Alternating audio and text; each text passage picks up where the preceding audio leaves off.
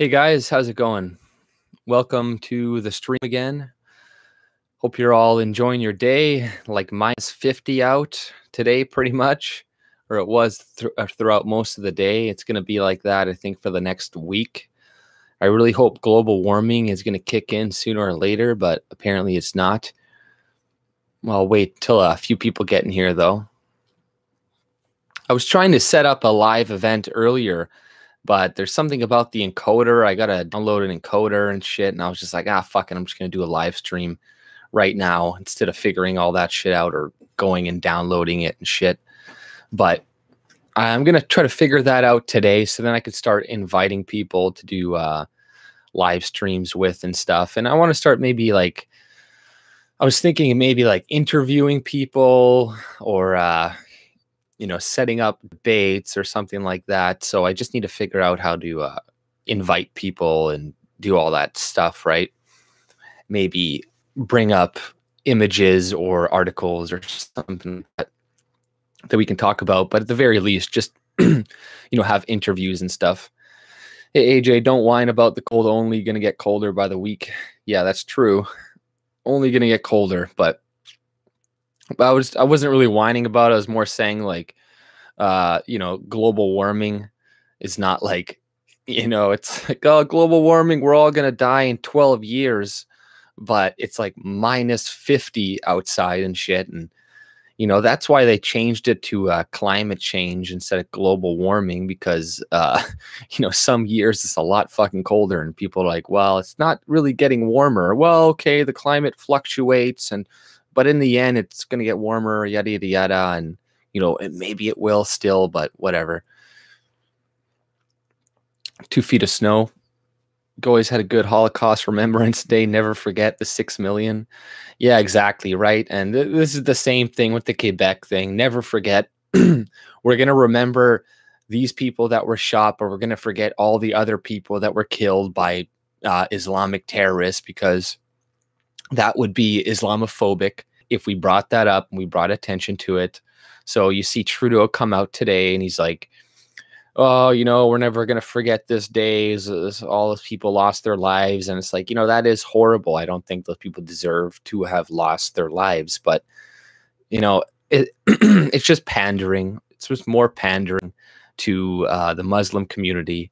And it's just more anti-white, like a slight anti-white rhetoric, right? And there's an article came out today. It's like Quebec City Mosque. This is from I don't know what now. I don't know who they are, but Quebec City Mosque shooting remembered. Was Alexander Bissonnette really a lone wolf? So within this article, they go in and they try to make the assessment that, is he really a lone wolf? This guy was a Ben Shapiro fan. He was a right winger or something. And because he's conservative and because he's this or that, then, he's not really a lone wolf because he's getting inspiration from right-wing ideology and stuff. But it's so funny, right? It's like, they don't consider like Muslim terrorist if they can't find a direct link between them and like ISIS, even though they're like, oh, I'm doing this on behalf of Islam and all this stuff from reading the Quran. But if they can't find a direct thing, they're like, oh, okay, they're not a terrorist. We're not going to consider this a terrorist attack.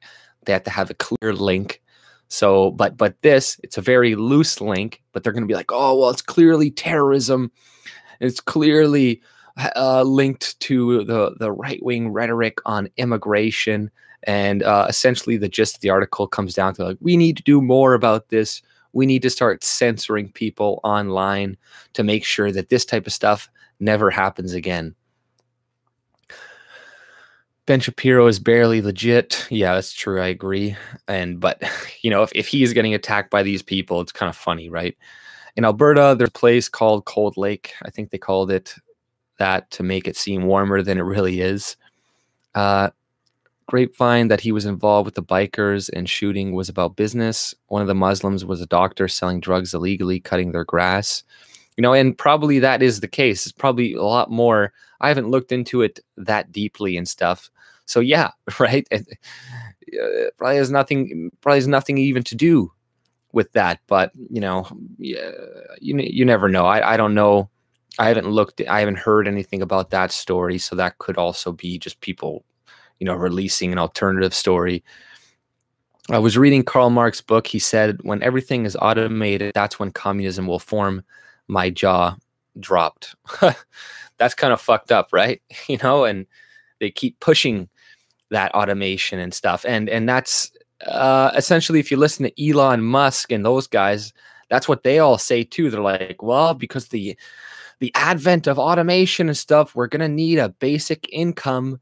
And, we're going to need a basic income for everybody because there's going to be no jobs. Everybody's going to be poor and all this crap. So we're going to need tons of socialism, essentially. So it's like, maybe bringing in a bunch of immigrants and refugees isn't a good idea either. Like Ahmed Hussein, I saw on his Twitter, he's increasing the family reunification from 5,000 to 20,000. And all of these people are going to be dependents. Okay. And that's not even on top of the refugees that are coming in. There are also, a lot of them are going to be dependent. So like half of the people we bring into the country at one time don't even work, are not going to work. And if we're bringing in old people, like they're just going to cost. The people cost the most amount in healthcare costs near the end of their life. So we're bringing a bunch of people in near the end of their life. Like, that's totally insane. It's like, oh, well, this is going to help with our economy. Is it? You're bringing in a bunch of people. They're bringing in their dependent parents. And then there's going to be automation. So what? These people are not going to have jobs anymore. Then what? I think it's just for division. I think it's divide and conquer. They want to get a bunch of different ethnic groups grouped up together. And then when shit goes down, then they're all going to fight amongst each other, and then they could kind of like rule over all the divided people. But because it doesn't make sense economically to bring in all these dependent people while at the same time telling us that we need them to pay for pensions for old people. But it's like you're bringing in 20,000 new old people. And I seen Ahmed Hussein on Twitter, and he's like, oh, see, there was a backlog, and we cleared up the backlog that conservatives had for so many years, and we made the program fair because it's no longer a lottery program that picked people individually or randomly, but the service that you had to sign up for to have your parents or your grandparents come in, it got like filled up in 10 minutes. In 10 minutes, it got everybody like filled up their shit. So a lot of people are mad still, and they're like, going to challenge the decision and sue and do all this crap because they're like, oh, it's still not fair. It's like, man, we're letting in more than 20,000 people as opposed to the 5,000 before. And people are still complaining. They're still mad. They're still like, and then they're like, oh, well, don't worry. You can apply for this super visa that lets you stay in the country for 2 or 6 years, or like an extra 2 years, right? So they'll be able to stay with the super visa. Then they can apply again next year, and hopefully they get in first. But there's always going to be a backlog. All these people are always going to want to bring more of their dependent parents in. Like, who wouldn't? I can't blame these people for wanting to bring, like, if I came from India and I came to Canada and I lived in Canada and my parents were still in fucking India where they shit in the fucking streets, then I would want to bring my parents over too. I don't, that makes perfect sense. But it's really the government allowing it, opening up the doors. And, that's just not a sustainable policy. How are we going to keep the country going by bringing in all these dependent people? It's stupid. And now we got to feel sorry about and remember and always remember how hateful and racist Canadians really are deep down on the surface, because this terrorist or this not lone wolf attack happened at the Quebec City Mosque. And we always got to remember how bad we are. I keep seeing this rhetoric being pushed around by SJWs and leftists on Twitter and Reddit and stuff, and in the media. They're saying that I always see the same type of line. It's like, oh, Canada, we have this image of us being all nice and kind, and all this stuff. But in reality, oh, there's tons of racism and hatred boiling beneath the surface. And Canadians are no better than America, and they're no better than this, no better than these people. And that's just more leftist Marxist narrative to get people to believe that they are oppressed, right? And the constant remembering what happened. Now we have a Remembrance Day for the shooting during Quebec, and the same with the Holocaust Remembrance Day. Oh, we never forget. Even though my grandfather fought World War II, to free people, but we got to remember and never forget. It's like, well, why? I didn't do anything. I didn't do anything fucking bad. I didn't shoot these people at the fucking mosque. Nothing that I say encouraged him to do that. And even Ben Shapiro. So what are you saying? Ben Shapiro talking about Islam and the religion of Islam is getting people to go and shoot up Muslim people? Are you fucking kidding me? The left says way worse things, way more crazy rhetoric about white people in general. And like nobody says anything about that. Look what they said about that Trump supporting kid. Like there was a lot of rhetoric going around, and how people are essentially saying like Trump and Republicans want to kill you. They want to pull out of the Paris Climate Accord, and it's going to kill millions of people. Oh, if Trump, he's going to cut healthcare, and that's going to kill millions of people. Same with like, they do this type of rhetoric about Doug Ford. So what does this do? This gets people to be afraid. They're like, oh, if everybody's going to die in 12 years and these Republicans are insisting not to change climate policy to save the world, people are going to take actions into their own hands. They're going to take drastic measures because they think that, the clock is ticking.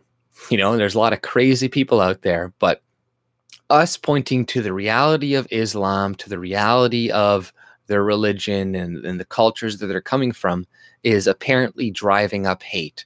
And yeah, maybe some people, all they're reading up is about that, and they're going to have a very, very negative view of Muslims. But is it warranted or is it not warranted? Right? It's like they're acting like these Muslim countries are free or something. We're apparently going to be taking that Asia Bibi girl possibly into Canada now, and it's like, they want to point to Russia and talk about how they're treating gay people, but they never want to point to these Muslim countries and how they're treating gay people or how they're treating Christians and all this other crap. We're gonna see, they're Chrystia Freeland, all this. They're not calling out the Pakistani government like we're gonna apparently take her anyways. But I also don't like this because we keep taking these high-profile cases. So this is telling the rest of the world, all of these people all over the world, that Canada, we will take you in if you get enough social media around you to get people to say, oh, let this person in. I saw somebody from Venezuela. There's somebody from Venezuela trying to get in to Canada now. And they're like, oh, please, government, Canada, call out and tell them to let us in because, Canada is such a nice country. And, this is why people from Nigeria are literally flying into America and crossing into the Canadian border. Like they're like a lot of these people, these illegal border crossers are like the majority of them, or a lot of them, are flying from America. It's not like they're even we're being booted from America. Like it's crazy. They get a visa, fly there, then cross into Canada. And Trudeau removed the visa requirements for Mexicans, so now they can just come in whenever they want, essentially, and then they can, as soon as they get in, they apply for what do you call it? Asylum. And if they get accepted for asylum, then they're pretty much on the path to citizenship at that point. And then a few years down the road, they can vote. Another year down the road, now they can bring in their family members and stuff, right? So it's just total insanity. But this is, once again, we're being replaced, right? If you haven't caught on to that yet, you're not paying attention. But it's pretty clear by now. But here's this article. It's like, is Alexander Bissonnette really a lone wolf? A longer review of history of hate crimes in North America reveals that Bissonnette rampage is part of a more recent pattern of white supremacist mass shootings at places of worship.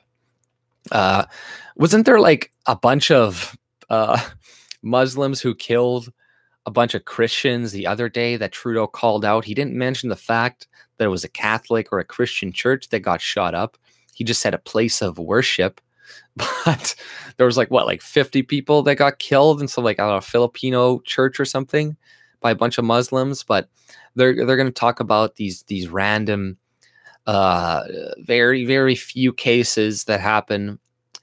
So it goes 2 years after Nixon opened fire, worship is not cultural. As visuals flicker across the country this week to remember the 6 Muslim men who died in the attack on January 29th, I think of Sufyan, who ran straight at Bissonnette when Bissonnette began shooting to try to disarm him. Bissonnette was armed with a pistol and a rifle. Sufyan was 57 years old. I also think of Ayman Durbali, who intentionally drew fire to prevent Bissonnette from hurting his fellow worshippers, now paralyzed. Durbali has said, unlike many others, I'm able to bear witness, he said. In Muslim tradition, the words witness and martyr share the same Arabic root. In these bleak political times, bearing witness will mean taking the long view of history. As Muslims, we remember that the first person killed in post 9/11 U.S. hate crime was not a Muslim. Babir Sodi was Sikh, but he wore a beard and turban, which enraged the man who killed Frank Silva Roque. And it's like I'm sick of this narrative. After every time like 9/11 happened, after that last terrorist attack that what almost happened that got stopped, immediately they're like, oh, we need to make sure that there's no anti-Islamophobia in here and all this stuff. It's like, what? A good way to prevent this is if we just didn't have a lot of different cultures mixed in to Canada. If we didn't have a bunch of Muslims here, then there wouldn't be a lot of hate directed towards them because they wouldn't be committing disproportionately more terrorist attacks or, whatever, living in ghettos and doing all this other shit that we don't want, essentially. But in August 2012, a gunman, Wade Michael Page, a well-known white supremacist and a former Army veteran, killed 6 people at Oak Creek, Wisconsin. The Temple congregation had been in the midst of preparing the day's langar. Then they bring up Dylan Roof, obviously. And then Robert Bowers killed 11 people at Shabbat at Pittsburgh. So all these people, they're all being tied essentially to the right, even though I'm like, I don't know, I guess, yeah, Dylan Roof or something. I don't know too much about him, but I guess, yeah, he was like a nationalist or a white supremacist or something. The past fall, each of these men prolifically documented their allegiances to white supremacy, and yet police and politicians and pundits frequently called them lone wolves, as their attacks were an accident of misanthropy or mental illness. Well, a lot of them were, but they keep wanting to make this correlation between conservatism, right-wing ideology, and mass shooters, mass killings and stuff. So, and when realistically there isn't at all. But in wanting to reduce immigration, that's kind of like what they're saying. They're like, oh, if you want to reduce immigration, you're essentially saying you want to shoot people in mosques. Devastating as they have been, what has made the attacks horrifying is what they are becoming familiar. They're not becoming familiar. What has become familiar is terrorist attacks, like Islamic terrorist attacks. Those happen all the time now, and people are like, oh well, oh, just a few more people died here. Oh, just remember, it's part and parcel of living in a big city, right? Isn't that what Sadiq Khan said in the UK? It's just part and parcel of living in a big city. That's what we should say to people when a mosque attack or something else like this happens. We'll be like, oh, well, hey, man, it's just part and parcel of living in a big city like Quebec, right? You don't, what do you expect? These things, they just happen. This is exactly what they tell us when there's a terrorist attacks. Oh, these things, they just happen, and they happen because you're a racist, right? That's why they happen. And then when these happen, once again, it happens again because we're a racist. No matter what we do, it's because we're racist and prejudiced. Either we're excluding these people and making them angry and resentful towards us, so then they go and kill people, or we're racist, or whatever, something reverse. But nobody wants to say that a lot of these people who are going to probably start killing people randomly, like the Pittsburgh shooter, like a couple guys in Germany recently, like drove their cars into a bunch of Muslims and refugees and stuff. Well, these things are going to increase because nobody is taking the threat that these people are bringing into the country seriously. So this is going to incentivize other people to go out there and take matters into their own hands eventually. So you're going to see people that are less stable going out there and doing attacks and stuff because a lot of people are being gaslit, because they're being told, well, you're a racist, you're a liar, everything, all the problems you're talking about with immigration and being replaced, well, that is driving up hate and is causing death and all that stuff. Like, so you need to shut up, you need to be censored. Well, what is that going to do? It's not going to make people just go away. It's not going to make them shut up. Like, if you censor them there, then the only thing they have left to do is violence, right? And the people in Western countries need to be listened to, because this is just, like I said, this stuff is just going to increase more and more. Is there any room for a toxic white xenophobic in the house of AJ? Toxic white xenophobic.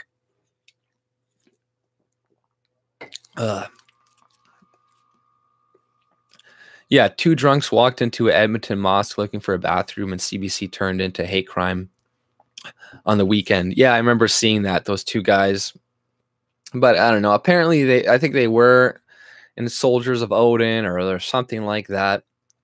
So, personally, I think that's a bad idea. Like, if they were and they were just kind of staking it out to kind of be like, they have every right essentially to go in there, but it's not a good idea. It's not going to look good, to the media, and they're going to obviously spin it like intimidation, and it probably was a form of intimidation to some extent. You know what I mean? Like, I think it probably was, but it's like, that's I don't know. I don't think that's a good idea. Any white scientists in the house? I seriously want to move to Alberta. I'm sick of Toronto. Yeah, man, I would feel for you. Definitely. How's it going, Anis Elmanzor Sour? It would have been a hate crime if they pissed outside the building. Yeah, it's true. But, it's just funny. That's why I don't even take hate crime statistics seriously, because, it's pretty hard to commit a hate crime against a white person, but pretty easy against anybody else. So it's like, yeah, these numbers are going to be heavily skewed. But I'll read a little bit more of the article. After all, this arc of death spans a continent that has seen governments spend centuries attacking indigenous spiritualities. Duncan Campbell Scott, architect of Canada residential school system, declared in 1920, I want to get rid of the Indian problem. As a consequence, Canada is now pitted with mass graves of Indigenous children in these schools. And it's another thing leftists do all the time, right? It's like the only things that they can talk about are things that happen in the distant past. Anybody that you see on Twitter that shows you a picture in black and white, or has black and white pictures next to like regular pictures in regular color, like, those people are regressives, right? They're SJWs. and they're trying to make the association that today has not changed compared to the 1960s. Like, you saw a lot of people doing that with that Trump supporting kid. They would put his face in the picture of all the white kids next to a black and white picture of a bunch of white kids in the 1920s or 30s surrounding like a black kid in like in a diner, like yelling at him or something, right? So they're like, see, it's exactly the same. It's exactly the same, guys. That's the message they're sending. That's the message they're sending, that you're still being oppressed. People are still, the white people are still, you're still living in a white supremacy, like this article tries to, lead you to believe. But thank you, Rainy Steps, for the donation. I really appreciate it. I still haven't gotten my new hat yet because it's been way too cold, honestly. Like, I went before, I was going to get something, but I had to rush back home. But yeah, thank you for the donation. I will get a new hat as soon as it warms up by, like, I don't know, 10 degrees, hopefully. But, maybe even today, if I have time, I'll go afterwards. But thank you again for the donation, Rainey. I appreciate it a lot. Devastating as they have been, what has made the attacks horrifying is that they are becoming familiar. Blah, blah, blah. As a consequence, Canada is now pitted with the mass graves of Indigenous children killed in these schools. Rather than viewing attacks on organized faith as different from attacks on Indigenous spirituality, we need to remember that the latter isn't any less horrifying than the former.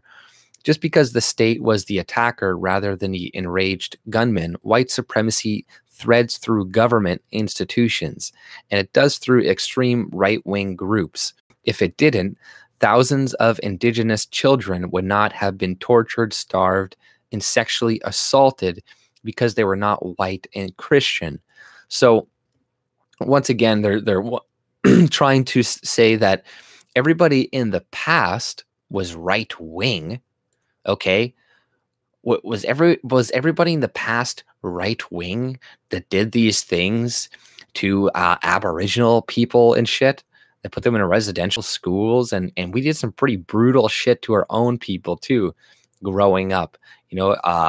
I went to school with nuns when I was younger and shit, and they were pretty brutal. Obviously not as brutal as back in the day, but talk to your parents how teachers treated them. Talk to their parents how teachers treated them. Lots of people died and stuff of disease, but yes, it was disproportionately high with Aboriginal people and stuff. But it wasn't all right-wing people. Like a lot of people were of different political ideologies that overtook or overran this shit, but they're going to tie everything negative, anything discriminatory or whatnot with right-wing ideology, when realistically, what is right-wing ideology anyways? Is it being racist? Is that right-wing ideology? Because not in my opinion, I see a lot of racism coming from the left a lot. They just don't think it's racist because they're directing it mostly towards white people, and we have all the power. So power plus prejudice, and all falls in line with their white supremacy ideology, because they think, well, I can't be racist to the people that are oppressing me. It's like, you're not being oppressed. First of all, most people, especially in Canada, have come here voluntarily. The people of color, especially, you've come here voluntarily. So I'm just so sick of this victim narrative of like, oh, we're oppressed and we're in Canada. It's like, go back home then. Go back home and live in your non-oppressed country and see how the fuck you like it. Okay, you're not gonna like it. Sorry, guys. Hey, Richard, what's up, buddy? But I'll read a little bit more. Muslim or not, okay. Blah, blah, blah. Muslim or not, our histories are tied up in each other. Our survival must be too. We heed Sufiana's last word, described by survivor, whatever his name. He looked at me and said that he's just a single person. We shouldn't be afraid. And it was with that sentence that still echoes in my ears that Azzedine, the hero, tried to encourage our brothers that even if it was an armed terrorist for Azzedine, there was enough of us to neutralize him. Blah, okay. But also, oh yeah, speaking of heroes, apparently Google, I saw this today on Twitter because Andrew Scheer was bitching about it on Twitter. If you looked up Canadian soldiers, it's changed now, but you would see Omar Kadar's face pop up with Canadian soldiers. Like you'd see, and Omar Kadar's face would pop up as one of the things as Canadian soldiers. And you're like, what the fuck, Google? Like, Google is not our fucking friend, man. It's ridiculous. Like, there's so many different experiments with Google, and especially with white people, it's hilarious, right? You're like, white family, and all you can find is like a white woman and a black guy with like multi-ethnic kids. You know, like that's literally like all you can find. But you know, once again, you know, you search up Canadian soldier, you find Omar Kadar. I forget, there was a couple other things like that YouTube and I mean Google had, where you would search up something like Republican or right wing, and they would say like racist white supremacy or something, right? But how does Google mess that up? You know, for is a Canadian soldier? Like I'm guessing it probably was a messed up algorithm thing, because you know that would just be like pretty blatant. Add me to your list of YouTubes, please. Oh, you're a YouTuber? Frederick Godzilla Menking?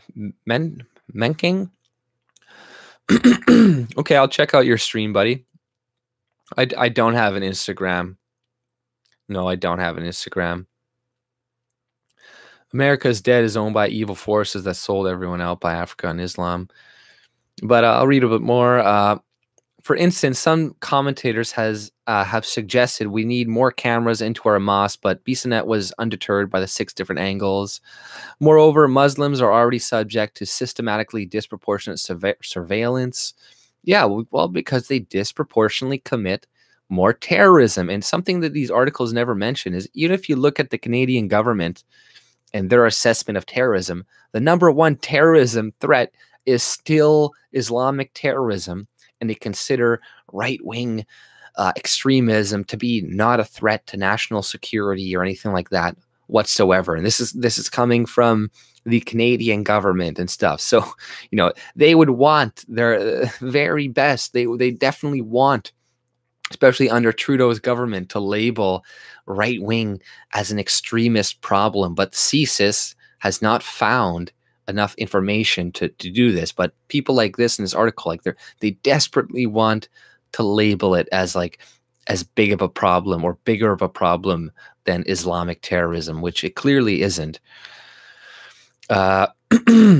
Moreover, as communities of color, we face the double targeting of having our race and religion being used as the basis of state policies of surveillance and policing, as well as the unchecked racist violence and terrorism of organized hate groups. So, you know, there is no organized hate groups. Like, they're acting like the Bissonnette kid. He wasn't a part of an organized group. A lot of these other people were not a part of an organized group.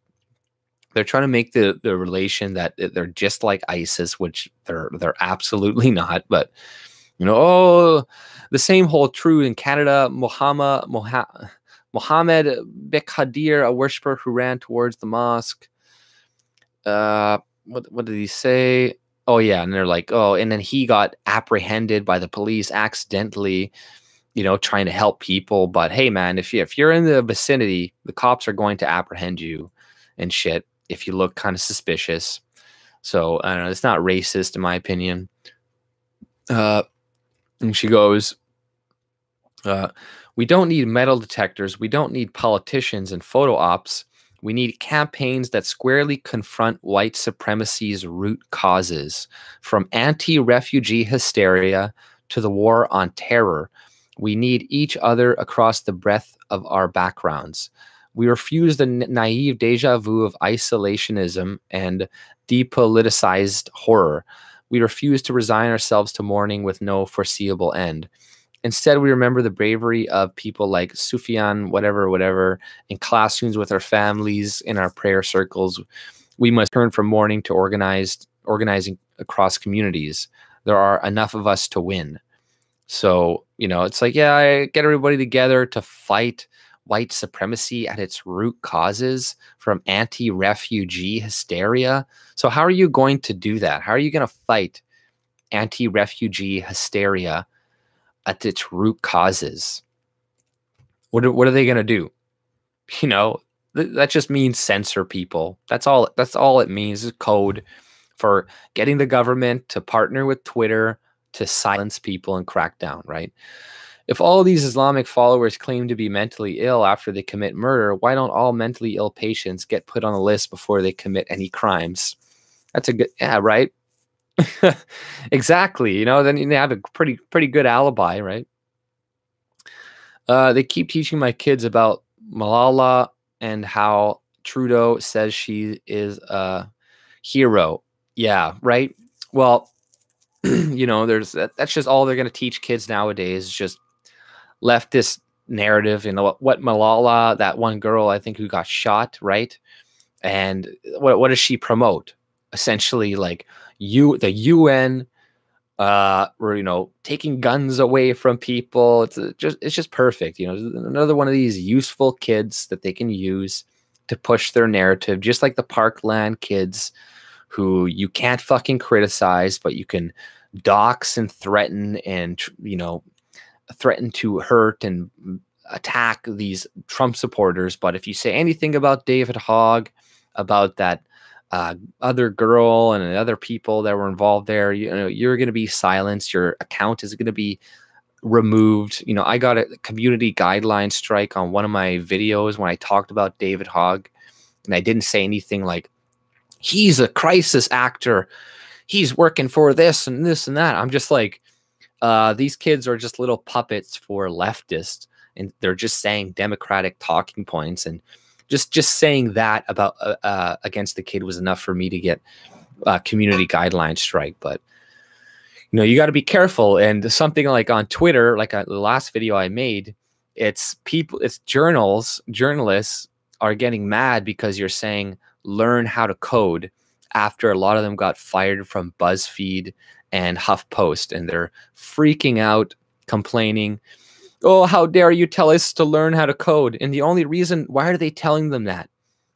Because the media was writing all these different articles telling people, coal miners, to learn how to code after they lost all their jobs and shit, right?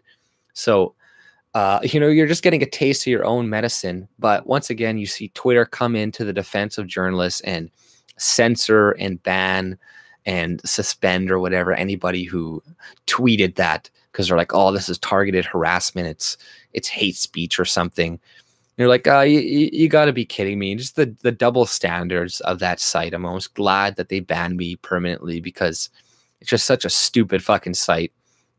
And they have every right, sure, to apply their standards however the fuck they want, but it's still just, it's really transparent. Toxoplasma gondii. Oh yeah, cats are bad, and dogs are bad, and staring at the sun is bad, and well, yeah, you shouldn't stare at the sun, but I don't know, lots of things are bad. I like that toxoplasma. I like the disease, because now my body builds an immunity to it, and then I have an immunity to it, and now I can fight it if ever I get attacked by like wild cats. Goats are, no, I'm not gonna get a goat. I'm gonna get a goat. What are you, nuts? Maybe if I'd milk the goat, maybe, but I don't want to milk a goat. I don't know. I'd have to hire somebody to do that, because I wouldn't want to do it myself. If you ever get lonely, yeah. Goats attract Muslims. Oh, right. That's right. That's not a good idea. I'm gonna get a cow. It's no wonder that like Indians and Muslims, like Hindus and Muslims really don't get along. It's funny how they like share India because, you know, Indians or Hindus, they love cows, they worship them. And then right next door, you got some Muslim guy during the Ramadan or something, or during that month where they eat a bunch of meat or something, like killing a cow behind their house. And there's probably some Indian dude like, what the fuck? And then they go and they kill each other. And, you know, that's what fucking cat. I'm going to butcher my cat soon and make him into food like a Muslim would during Ramadan. Muslims don't like dogs, especially black dogs. Yeah, you know, like a lot of people don't like dogs. A lot of cultures don't like dogs. And you're like, what the hell? Dogs are the best animal. Like, they're one of the best animals. I think dogs, horses, and cats. Because cats, they were good during agriculture, when they would, like, you know, eat all the pests and vermin and stuff. And, you know, that would be good. So, you know, they have their own benefit too. It's the Chinese that eat cats. No, Chinese people eat dogs. Don't they eat dogs? Cats kill rats. Exactly. Cats kill rats. Chinese people eat dogs. The Egyptians revered cats. I know that. Feline assassins. Yeah, you know, they can be annoying sometimes, but generally, you know, I like cats. I like dogs. I like both, really. Just a cat's easier to take care of when you're working and shit, right? Chinese eat their newborn babies. Well, you know, I doubt they do that. Well, I guess maybe after the one-child policy, you had to make do, and, you know, it's meat, right? It's nutrients, I suppose. You don't want to waste it. That makes sense, right? Yeah, I wouldn't. You know, that's true. It's a waste. It'd be a waste of meat. You know, why do we waste human meat? Think about how many people we could feed if we just ate like old people after they died. You know, we could feed the world. No. Well, you know, maybe it'd be a good, you know, probably taste like chicken. I mean, pork or pig. I'm assuming. But, you know, it's like, look at the whole blood thing that the celebrities do, right? The blood cooking, and you see like Lady Gaga like licking blood off of like some hooker or something in a pile of blood. That's because those people, they know the real true food. It's babies, right? It's baby blood and young blood, and they drink it to stay young. That's pretty much what they're doing. That's what they're doing. But you know what? Like, I was watching this one guy from Latvia, that Swerve guy or something, and he was talking about that, and he's like, the elites eat babies, right? Like, literally, that's what he says. He's like, they eat babies because he's a carnivore diet. He's like, the highest form of food is like blood and meat, flesh. And he's like, the highest above that is babies. And he's like, that's what the elites are eating. And they're eating babies and drinking baby blood and stuff like that. And if you look at the UN and you look at all those kids that the UN is helping, you know, did you guys see that video about Rance Derrick, where he talked about his last video about the UN and all that child trafficking that is going on? Like, a lot of those people, I'm guessing a lot of the elite people at least use those kids for like sex and shit.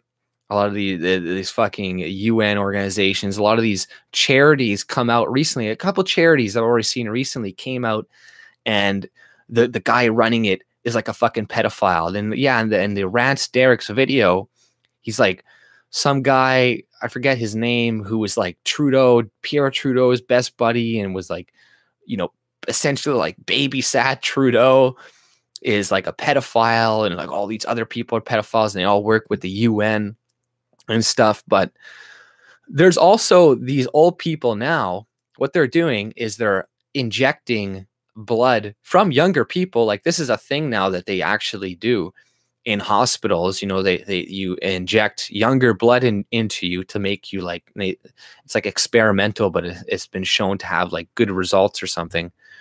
You fucking cat. But you never know, man. I don't put anything past these fucking people, man, especially with that whole spirit cooking stuff and the WikiLeaks. I believe the WikiLeaks, they have not lied about anything yet. And there's a bunch of like crazy shit in there, like walnut sauce and like just the language they're using. Like, who talks like that? Who talks like pizzas and having a pizza party and like all this like really weird language with like peanut sauce on it or something? And you're like, who are all these fuckers, right? And then you got like that Ed Buck coming out recently, and like these black guys keep dying at his fucking house randomly, and this one black guy came out and he's like, I was going to be the next guy because this Ed Buck guy, who's like a huge Democratic donor, right? Fucking rich billionaire dude. I read some of the WikiLeaks, but not a lot, because they're fucking huge. But I read through some of them, and yeah, some of that shit back in the day was crazy. And there was something again just recently with that Comet Pizza. Somebody was trying to light it on fire, I think, the other day. But you know, I don't suggest anybody do stuff like that. But there is a lot of fucked up shit, and there's a lot of pedophilia rings out there. And the UN is probably one of the biggest ones out there. And, you know, I wouldn't put it past these people to like do sick, degenerate fucking shit. Sandra Bullock would put circumcised foreskin on her face. You know, Peter Thiel wants to drink blood to live longer. Yeah, right. There's a lot of people like that are doing that now. And that's not a thing. That's not like that's an actual thing. White girls are to blame. What's that disease you get from cannibalism? I forget. You get some type of disease, yeah, if you eat humans or something. But maybe that's a lie. Maybe that's what they want us to believe. You know, you should be eating humans. You know, a lot of cultures did do that. They ate. Some cultures still do that. They'll cannibalize like the fucking dead and stuff. But maybe that was probably out of necessity, because they're like, oh, there's just no fucking calories around here. That's calories. You know, it's calories. You got no other choice, I guess. Mutate you to eat humans. We can get prion diseases, right? Yeah, I wouldn't suggest it, but you know, I'm just saying that's what that one guy was saying. Like, I don't believe it. But I wouldn't put it past it, because why are they like doing this weird shit with like the spirit cooking and like, you know, and like, you know, you go to celebrity parties and yeah, they're like licking blood off of naked models and stuff, and it's creepy. It's creepy as fuck. Like, I don't know if they're just being artistic. This is how artists act. They just like to do weird as fuck shit. But to me, it's like it's almost like they're throwing it in our faces and be like, oh, I'm gonna do this right in front of you and just see how you react to see if I can get away with it or something. Yeah, blood facials. Like CNN reported 8 human brains that put on, like that CNN reporter 8 human brains and put it on TV. I don't remember seeing that. Not as creepy as Louis C.K. jacking off onto a plant in front of 2 ladies. That's not as creepy as eating people. That's creepier than eating people, or eating blood, or eating people. In certain spots, they will eat you just to disrespect you. It ain't even about a sustenance thing. Yeah, probably. Yeah, right. You know, they'll just like eat your dick, because they'll be like, I ate your dick. Ha ha ha ha ha ha ha. That's hilarious. And yeah, that would be like terrible if like you survive that and then you saw somebody like ate your dick and then you're like, fuck, this, you know, you survive, you know, you have that in your head for the rest of your life. That'd be terrible. In southern US, they will use menstruation blood for you. Yeah, right. You know, if you really want to drink blood, just, you know, wait a month for your girlfriend, and there you go. Muslims' new link. It's an eye for an eye. Cops it just got weirder. God takes me to see all the demons kept in pits and caves. Yeah, I know, right? That whole spirit cooking thing kind of got a little off track there. But yeah, no, they are weird. Celebrities freak me out, and I don't trust them.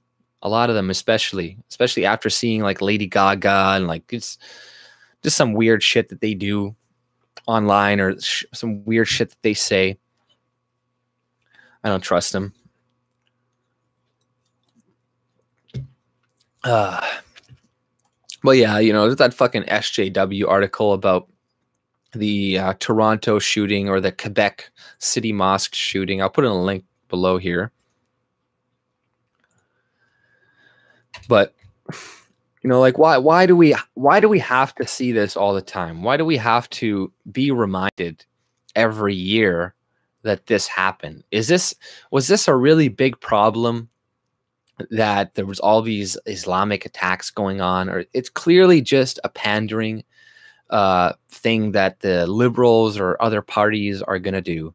And you know, it's not going to be stopped. It's because there's going to be larger and larger groups of Muslims coming in to Canada, and you're going to see more and more of this pandering. And you know, like I love how Trudeau and the liberals lie to our faces, and conservatives too, being like diversity is our strength, the diversity is our strength, when they know that it's just going to divide people. They're going to have more people to pit against each other, because that's all it is. You know, that's why they focus on this propaganda and stuff, because it's easy to point at white men who do have more things, who do have more money, who have better jobs and stuff, more power, I guess you could say, in the country. But that's only because they've been here longer. And clearly we don't have more power, because, you know, who are the people that have power over you? It's the people that you can't criticize. So in society, you can criticize white people as much as you want, as much as you want. You're not going to suffer any negative repercussion for it, unless maybe, I don't know, you're in like like a really deep south somewhere, and it's like, I don't know, man, but like most of the time, yeah, you're not going to suffer any repercussions for saying anti-white stuff. So who are the real masters? Who are the people that are really in charge of shit? It looks like to me that it's everybody but white people. It's everybody but us that you can criticize. You say anything about Muslims, you're Islamophobe. You say anything about black people, you're racist. You say anything about Jewish people, you're anti-Semitic. You can say white people are the bane of the earth. They should all die. It would be better if they were all gone and they were wiped out, blah, blah, blah. And that's totally fine. And I think you should be able to say, I think that is fine to say. If you want to be a dumbass, go ahead, be a dumbass. But it's just the double standard, and the, like, I hate being constantly told that I have privilege, that I have power over people, that I have more rights than them, when they're literally being racist in my face a lot of the times. And, you know, I say a comment that they insinuate as racism, and that's enough to get fired. That's enough to lose your job. Like, look at Tom Brokaw or something. He came out like he's a leftist idiot anyways, but he was making like a logical conclusion, kind of like saying like, yeah, people don't want to have they want to see all their kids being brown or something like that. And everybody lost their shit. He came out and apologized for it, but you know, he doesn't need to do that. But you know, we're in that climate right now that, you know, if you say, I saw this other woman, she got fired at university because she told some of her Asian students to speak English. So if you can't even tell people to speak English in America, then they're in your university, then who really has the fucking power? It's not us. So you have to be delusional to believe that. You have to believe all the bullshit that they're spewing to us.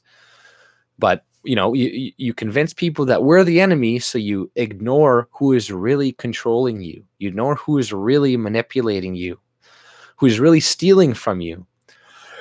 But that's why people really need to get away from this idea of dependency and dependency on the government, because we don't believe in ourselves. We don't think that we can achieve and or take care of ourselves without the government.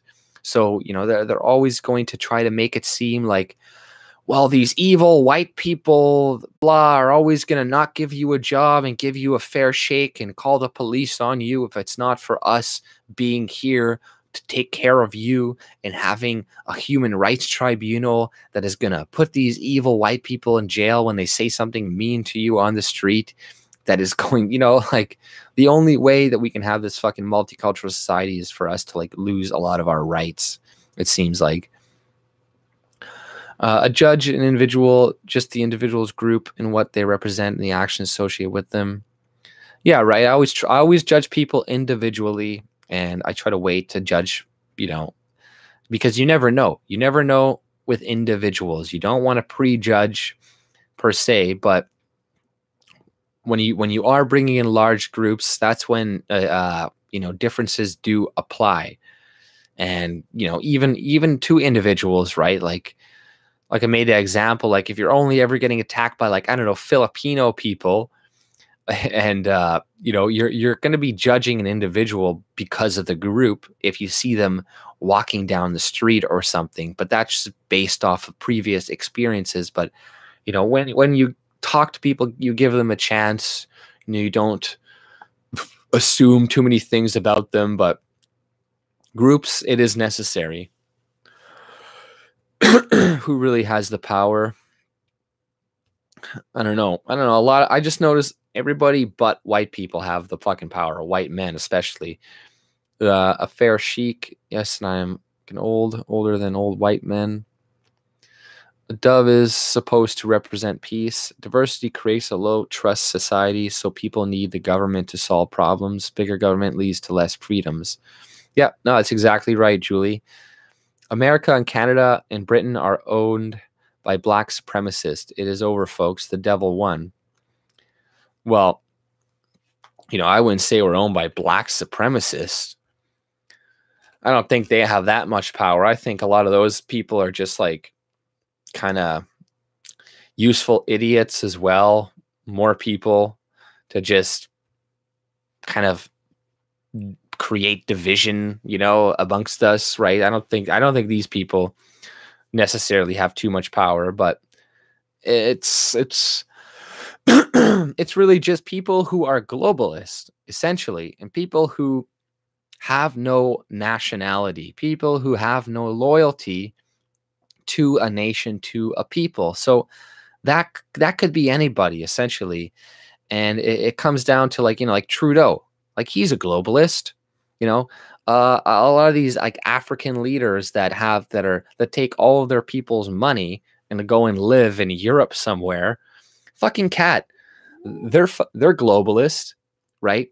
Like, they don't care. They don't care about their own people. They're gonna sell them out so they can make as much money as they want, so they can go live in whatever fucking country that they want to live in. You know, they have everything coalesced to be, you know, a central government. They don't care as long as they make enough money to go live wherever they want.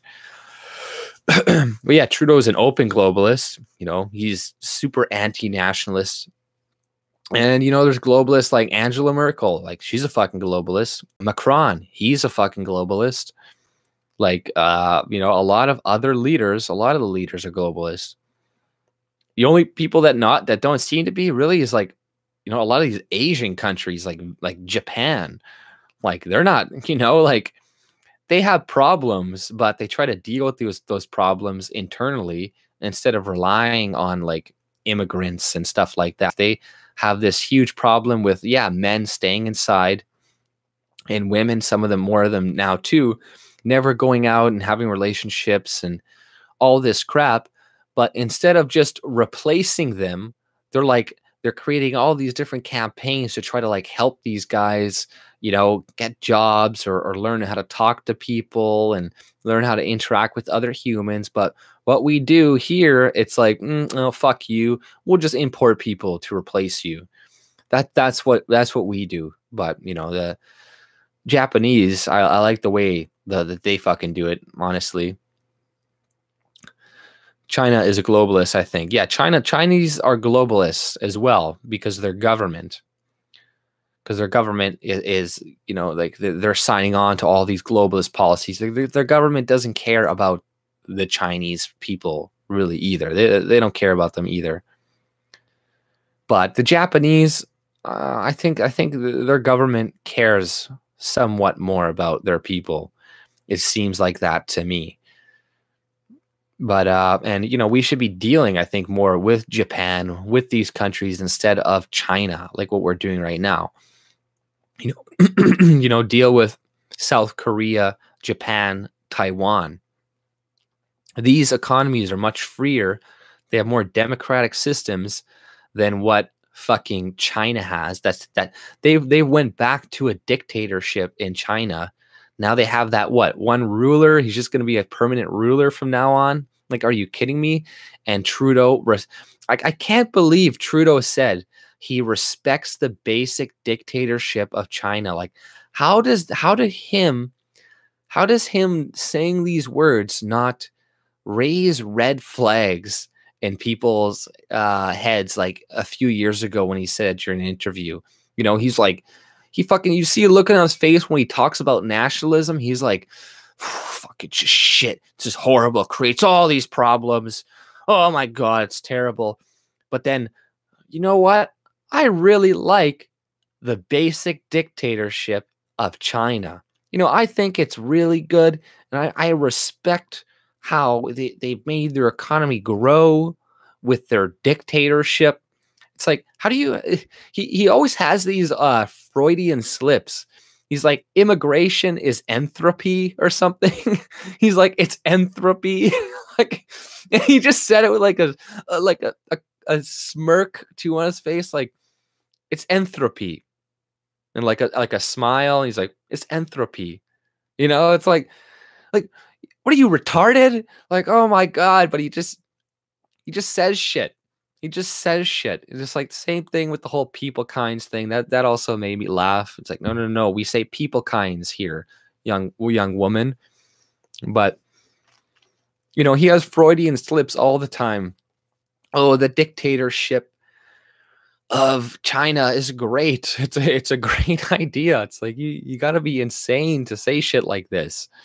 And for people not to call you out on it. You know, like, imagine if, I don't know, Stephen Harper was like, said something about, I don't know, Bolsonaro or something. It was like, oh, I respect the way Bolsonaro in Brazil is doing something. Oh my God, you're so horrible. But China, fucking dictatorship, oh, that's totally fine, right? As long as they're not right wing, as long as they're not on the right, it's okay. But, you know, what do you expect? Trudeau is the illegitimate son of Castro. And so what do you expect? He is a communist in his heart. In his heart, half of him is already a communist because his mother, you know, goes around and sleeps with like random people from different countries, leaders of different countries, and then musicians and celebrities and stuff like that. So it's like this was our freaking prime minister's wife. Like Trudeau, his dad is a literal cuck. Like, he's a literal cuck.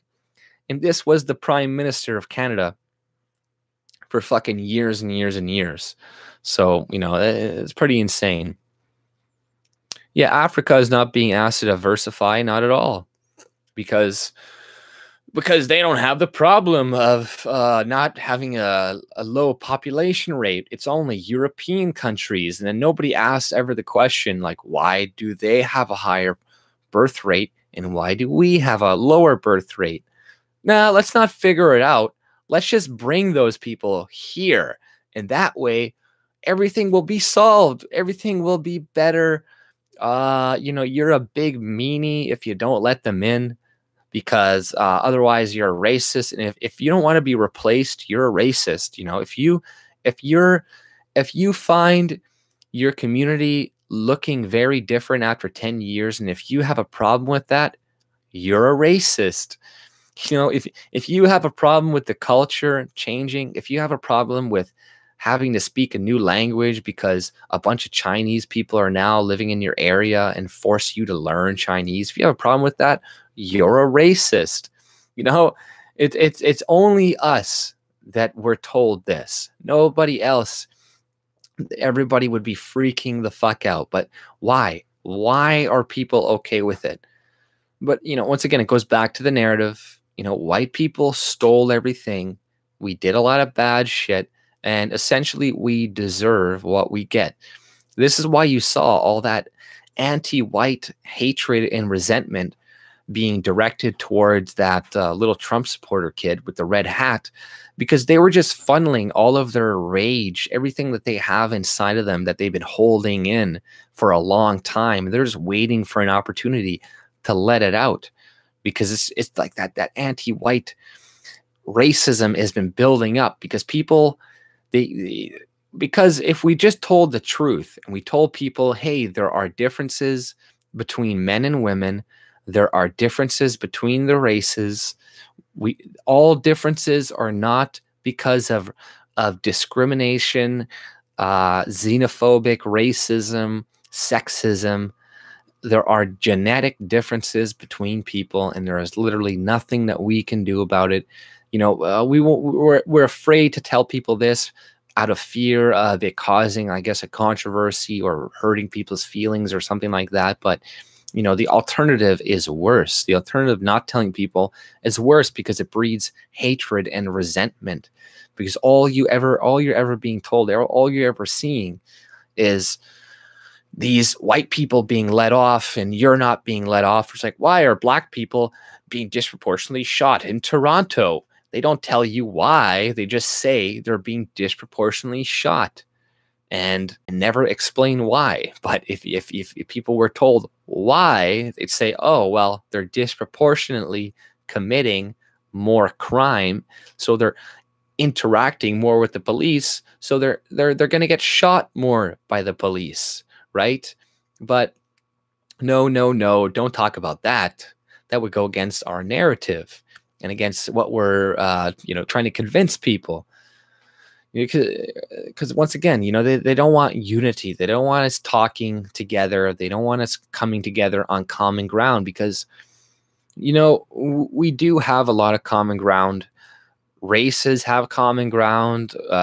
Different cultures have lots of common ground that we could agree on for certain things, to at least stay out of our own way and not, you know, intervene on each other's shit or whatnot.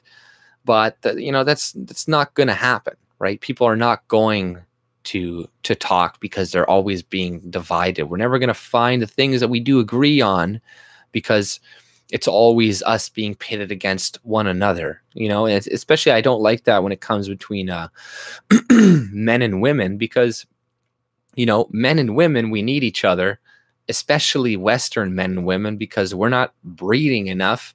So for us to be fighting each other is the worst thing of all. But, you know, feminism has infected the minds of white women first, and white women are the ones that are most affected by it. And they're the ones that are most deluded. They're the ones that, you know, just buy onto this shit the most. But I really can't wait until they figure out that they are hated too, right? Like, white feminists, I don't think they realize, maybe they're starting to realize how much other feminists of different groups actually hate them. You know, like they don't think that white feminists are any better than white men and stuff. They're like, no, you're just as bad because you were benefiting during that time from them as well. And white feminists only care about white feminist rights. They don't care about intersectionality. And, you know, you start to see this rhetoric going back and forth between them and being like, oh, la, la, you know, there's a women's march, and, you know, there was too many white women running the panel, so they had to get rid of them and diversify it up to make it run. So, eventually these white women will figure it out, hopefully sooner rather than later, and vote against these people at the very fucking least, because they hate you. How much more evidence do you need to see that these people fucking hate you? Like, if you weren't paying attention during the Nathan Phillips thing, even after all the information came out exonerating these kids, there were still people looking to burn their houses down, to dox them, to attack them, to do all this shit. And it has 100% to do with the race. That's all it is. It's because he was white and that guy was native. And, there's the victimology threshold or template, whatever the fuck you want to call it. And white boy, Trump supporter, the very top of not victim, but the privilege scale. And then native Aboriginal is pretty close to the very bottom. And, I get, you see, we can't even stare at people anymore. And like I said, that exposes their hatred that these people really have. If some kid can't even fucking smirk at somebody, they're gonna lose their shit. But I've always known this. I've seen this for many, many years. You go on Twitter and you see the things that people say, and you're like, holy fuck. You see the level of the lack of empathy people have for white people when they do things. Look at next time a hunter kills somebody, a hunter kills an animal, look at the race, and you'll see that, it could be like a black poacher. He could kill like 10, 20 lions, right? It's not going to make a big stink, right? No, not a lot of people are going to talk about it. It's not going to be a big thing. But you see one white dude standing in front of like an elephant or a gazelle or a giraffe, and everybody's like, oh my God, she needs to be shot too. How could she shoot this fucking elephant? Oh, how could she shoot this giraffe? Oh, these fucking white privilege. It just gives them a chance to rage on how shitty white people are and how their privilege allows them to go kill these beautiful creatures. And you're like, you know what? The only reason there's an increase of population of these animals in Africa, South Africa, and all these different places is because of the hunters going there, spending a bunch of money for conservation, shooting the old bucks animals that are going to kill a bunch of the younger animals, the younger males that are going to breed, and that actually increases their population. But dumb liberals, you can't tell them that. You can't get past their white fucking resentment. They see white person, friend of animal that is deemed that they saw in The Lion King. So they're like, oh my God, that's Simba. You just killed Simba, right? Remember that? Oh yeah, there's that lion that some hunter killed, or like this hunter killed Mufasa, or this hunter, and then we find out it was like the wrong line. It was just some random line. They're like, oh, okay, whatever, But like, it mostly has to do with race and stuff a lot of the times, and that's not good. That's not good at all. Things are just going to get worse as the time goes on, right? Are these racial tensions going to just go away in the future? How are we going to resolve this shit? Are we going to resolve racial tensions by importing 330,000 new immigrants into Canada every year before we resolve the problems we already have? Is that going to be a good idea to do that in America too? No, I don't think so. I don't think it's a good idea to it's like, hey, we got a hole in this boat. Let's just like make more holes and see if we can all plug it up really fast and fix it all at once. Like, I don't know. That's what it seems like we're doing. We're just creating more of a problem.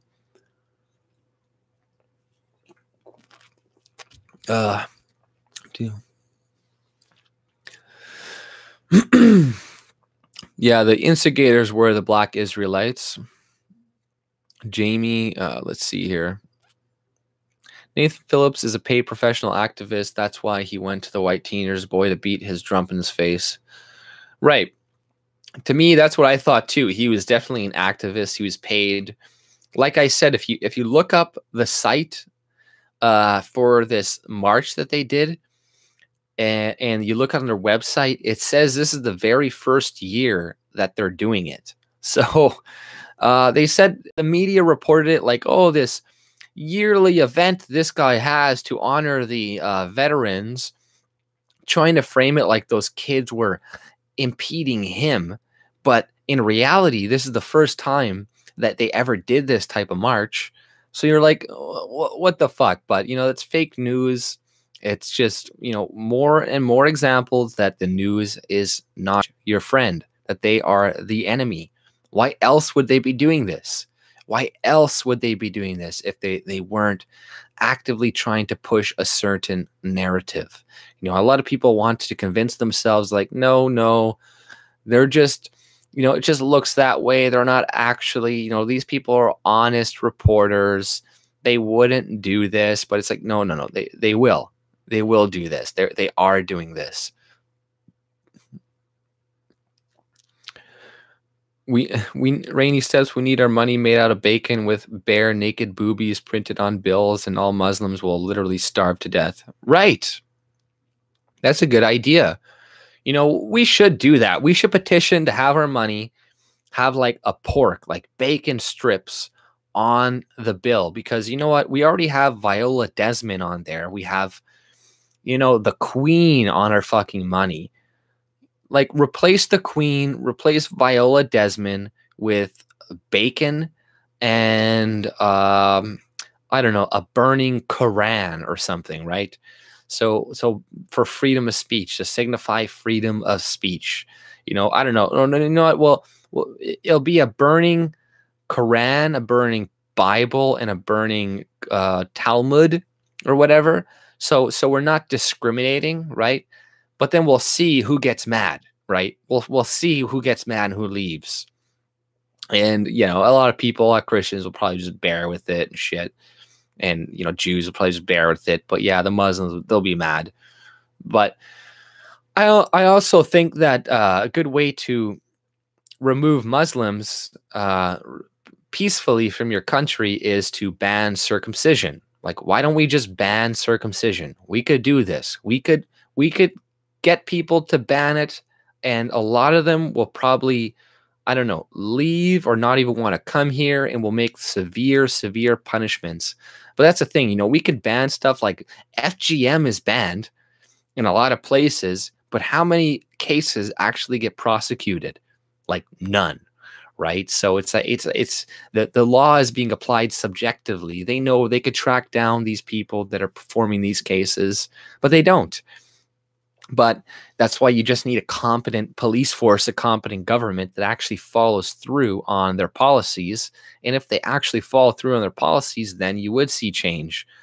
And you make circumcision, you ban that, and you say that's not allowed. And if you catch anybody doing it, you put them away for 10 years, right? 10 years, whatever. I don't care how, I don't know, 10 years, whatever.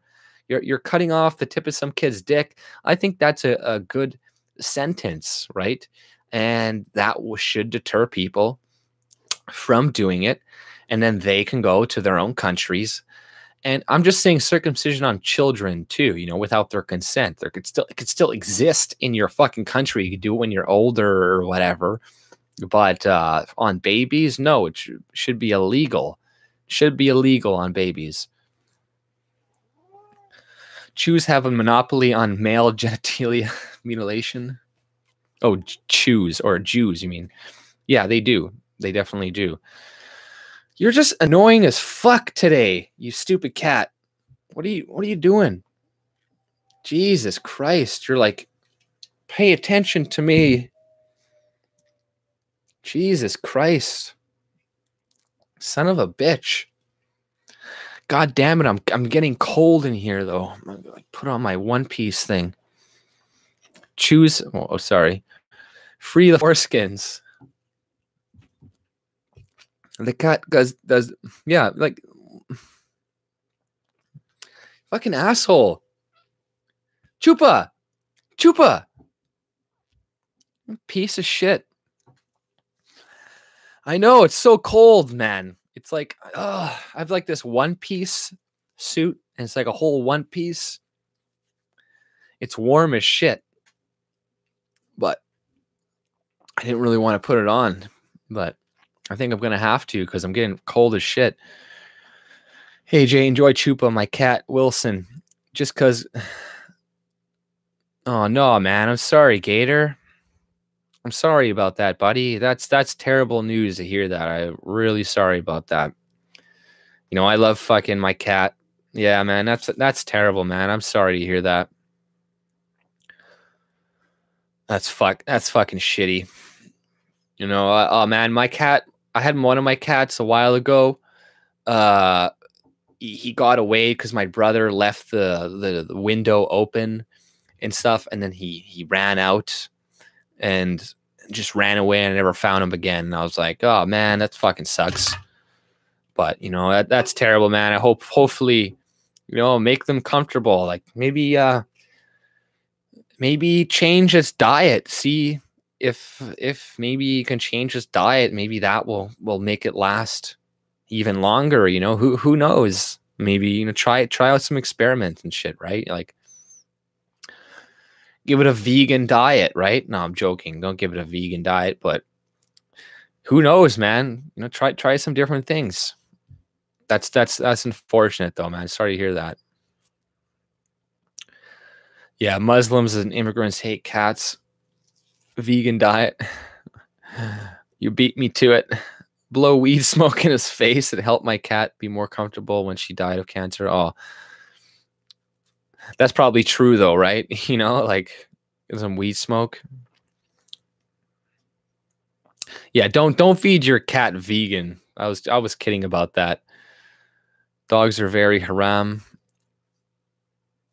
Right. Yeah, no, I believe that. You know, I remember cats, they don't mind weed smoke. They if you blow cigarette smoke in their face, they don't like that. They're like, "Ah," but if it's weed smoke, they'll just kind of like take it and they'll like, you know, just stand there. Oh, look at that bastard. See, he just doesn't want to leave me alone right now. That's what he is. Hey. You bastard. Hey. Fine, you can stay there. You're a neolib? No. I'm not a neolib. Tuxedo cat. Yeah, fuck, man. That cat just won't. I think he's done. I heard him breathe like he's angry. Like when I piss off my cat, he'll be like, AJ can stuff your cat up my ass. Ugh, you're funny, man. DD breasts. Kitty wants to get close to you because it's cold. Yeah, it probably does, right? He's got some blankets he can go cuddle in, though. He's got some blankets to cuddle in. I like beaver. You like beaver, Rainy Steps? You mean like pussy? Like a beaver? Did they really steal your cat? No, nobody stole my cat. My brother left the window open and he took the screen off because he wanted to move a couch into the living room, and he ended up never putting the screen back on, and it ran out one day. And I was in an apartment. I was on a basement floor, but eventually it, you know, it's on the basement floor, so it's not like a house, right? So it never found its way back, and it was sad because my mom or my stepdad or whatever at the time had it declawed, so it didn't have any claws. So it's like, you know, I always felt bad about that. And I was like, I would never declaw my cat ever again. Like I didn't want to initially, but you know, if they do ever get out, now they're essentially defenseless. They can't climb up trees. They can't get their own food. So, you know, you should never declaw your cat, first of all. This fucking asshole. So your cat, you're a fucking asshole. Well, he didn't go up though. He's just hanging out there. A chicken-free diet has her fixed right up and losing weight finally too, which I could Couldn't get her to lose weight no matter how much I dieted her either. A chicken-free diet. So what do you feed your cat? Just beef? Do you just give her beef or something? Ham? A chicken-free diet? So no chicken. My cat was declawed too, but it's been deceased for 10 years. Oh, that sucks. Seafood? Yeah, you know, like, who knows? Like, you know, if you feed your cat the natural food, trouble with your cat. Yeah, that's terrible though. It's been not eating for a couple of weeks off and on, and lost 12 pounds. It fucking sucks, man. Who knows, right? Like, there's so many things that people think that, you know, don't work, or, you know, you listen to the experts and then they're like, oh, you know, there's nothing to be done. But then you see like, oh, this cat's been going for 3, 4, 5 years longer than they said. And, you know, maybe, you know, try different things. If it can get something down, maybe, and if you can eat something, you know, I don't know, but you know, they're carnivores, right? So it would be easiest for them to digest some sort of meat, you know, as opposed to maybe like a dry cat food. That might be more difficult. Call him fat bastard from Austin Powers because he's really fucking fat, or was. That sucks, Gator. You got me depressed now, man. Got me depressed. I have to make myself happy again. I need to make myself happy because you got me depressed there. I'm kidding. So what else is in the news there? I can't. It was pretty slow news day today. I don't know. It wasn't too much. That's the bong hit time, Gator. I'm gonna hit a bong hit for your cat, man. He's got a long life ahead of him. Don't worry, buddy. And if he didn't, you know, you just make it as comfortable as possible. And, you know, he lived a much better life than most animals do in the wild, right? Most animals live a pretty terrible life. Drinking out of dirty wells and scrounging for food and freezing outside all the time.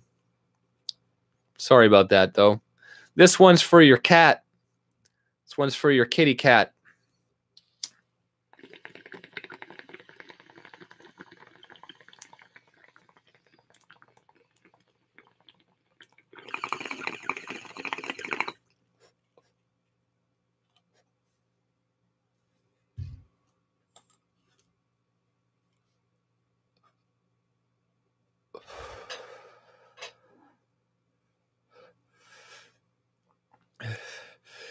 You're exactly what's our problem.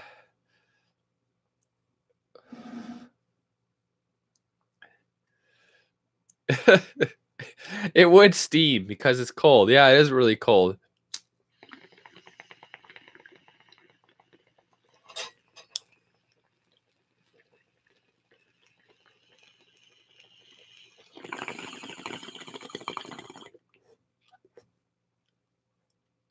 I'm not a stoner.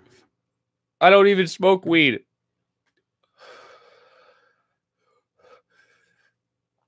That's sativa. I'm smoking sativa. I mean, not sativa. What is that? Not sativa. Salvia. Have you guys ever had salvia before? I remember we tried that when I was a little kid. It didn't really do that much to me though, so it's kind of waste of money.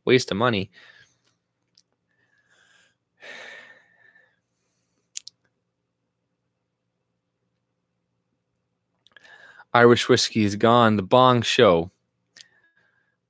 Stop smoking. Yeah, I agree. I should probably slow down or quit smoking eventually. That's for sure. Ugh.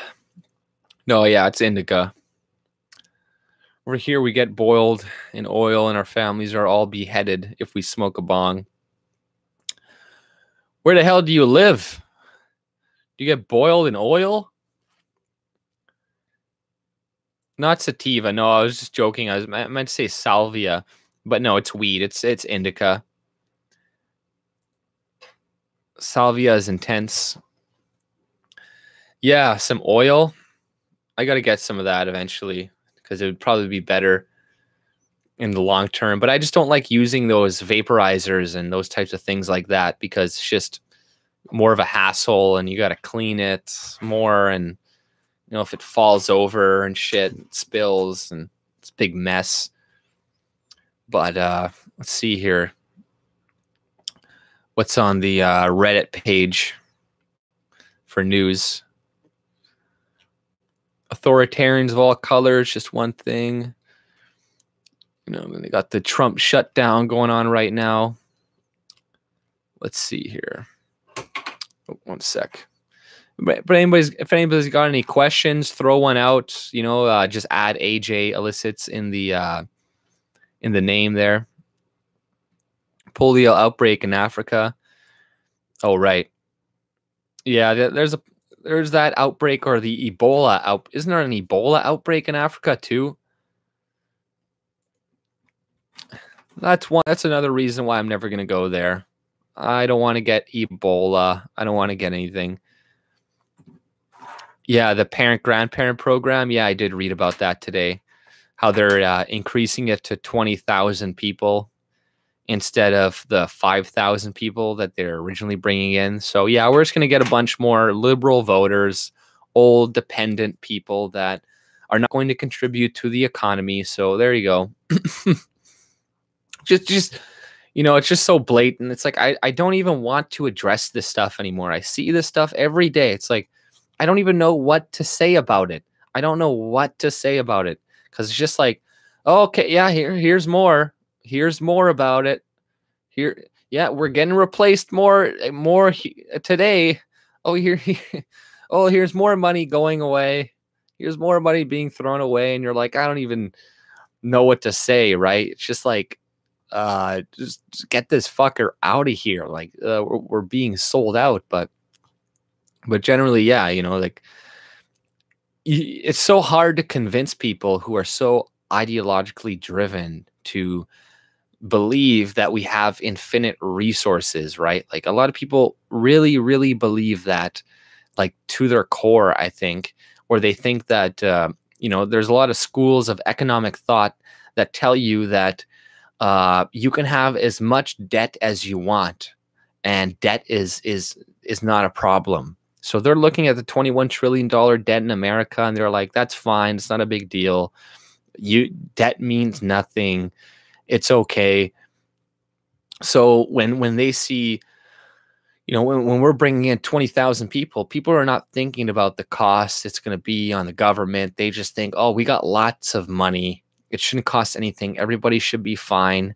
And then you have the rhetoric coming out from liberals saying like, oh, it's not going to increase the wait times for immigration, for other immigrants.